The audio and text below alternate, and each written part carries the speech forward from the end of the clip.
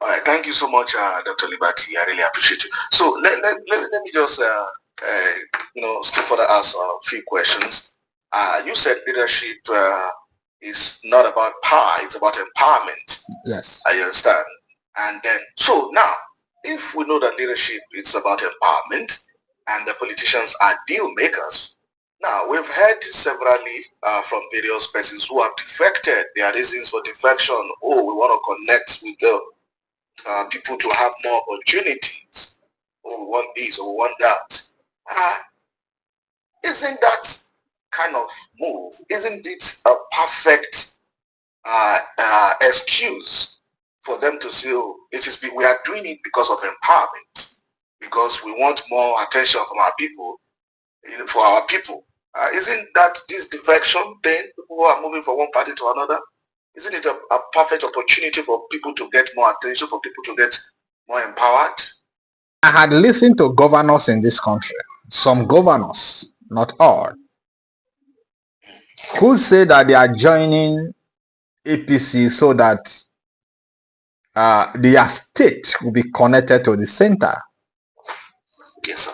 Some had even told their state to thank the president, because if not the president, good things will not happen in their state. But let me be brutal.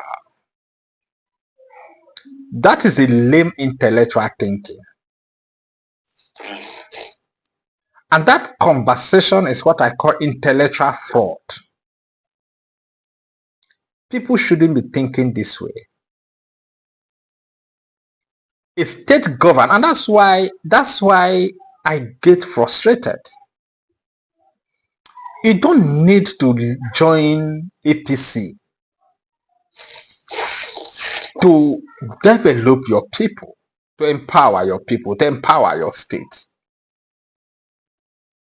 There is no state governor as of today that does not collect as much as 10 billion since the removal of subsidy. Either you are in PDP, either you are in APC, and even either you are in Labour Party or Accord Party, whichever party you want to mention. So, and there is no state governor in this country, Bishop. Since the return of democracy from 1999, there's no state that has been ruled by non-indigenous. Do you know of any? Not that I know of, sir. No one. So what that tells you is that the state governors, many of them, do not need assessment to know what the problems are. Allocation, monthly allocation, are the statutory right of states. Even if it doesn't matter the party you belong to. So this conversation that we are going to go to the center because we want our state to benefit, it's intellectual dishonesty. And people shouldn't be saying such a thing. We shouldn't be having this kind of lame intellectual conversation. It's annoying. Let me ask you, Bishop. Even the state governors who are members of APC, how many have they done well? Well,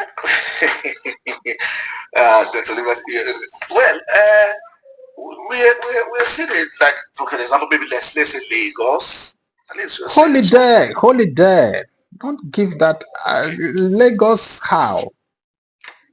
The only governor that is even making little efforts is an Labour Party man. I don't know whether he's still in Labour Party in Abia State. Is it? Yeah. Tell me the APC governor who is outstanding today, despite the removal of subsidy. Before the removal of subsidy, some of the states collect by 2.5 billion, 2.8 billion, at most 3 billion or 4 billion monthly allocation. As we speak, some state collect 10, 11, 12 billion. every month. What have they done? Rather, all what we see is political negotiation, pushing for their political survival at the expense of the people. And that's why I said leadership is about empowerment, it's not about power. Your job as a leader is to empower the people. It's not about the amount of power you wield. No. So when I listen to state governors, or when I listen to some people say, particularly state governors saying, I am leaving my party because I want to be connected to the center. Hold on, what a minute. What exactly are you saying? And they say these things because a greater number of Nigerians also believe them. No, they will say, yes, they did the right thing. No, it's good they connect to the center. What a minute. What is that? And I don't think that President Tinubu had called any state governor to say, do not use your allocation for your own people. And I don't think that if Tinubu had told any governor that if you don't decamp to APC, I am not going to give you your monthly allocation, not in the public domain. And that is why when you become a president in Africa, they don't think about the future of the people, the future of the country. They think about themselves. And that's why it is so easy for the West to manipulate or to get hold of them. The West don't think like that. They think about the future. And a man who thinks about his future doesn't think about his pocket. So we need to understand that it is the behavior of the political elite. It is the character of those who find themselves in power in this country that has put us in this mess. I'm sorry to use the word, but that's the truth. So I think that we need deep intellectual conversation. Yes, we need to think deep.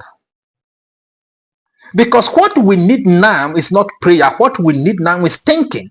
All what you see here today is the product of the thought of our political, the product of the thought by our leaders. So I think that we have a lot to do.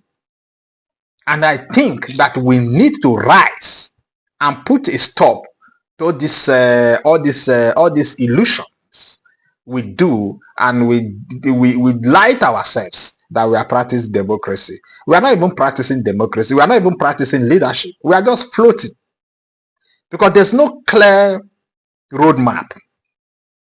There's no clear roadmap. We just sleep and wake up and we wait for 2027, perhaps 2031 or thereabout to come. And the next person comes and continues in the same direction. And I'm saying we should put a stop. There must be performance indicators. We must define the path we are going to follow. Otherwise, we are not following anywhere. This is what I'm saying, Bishop.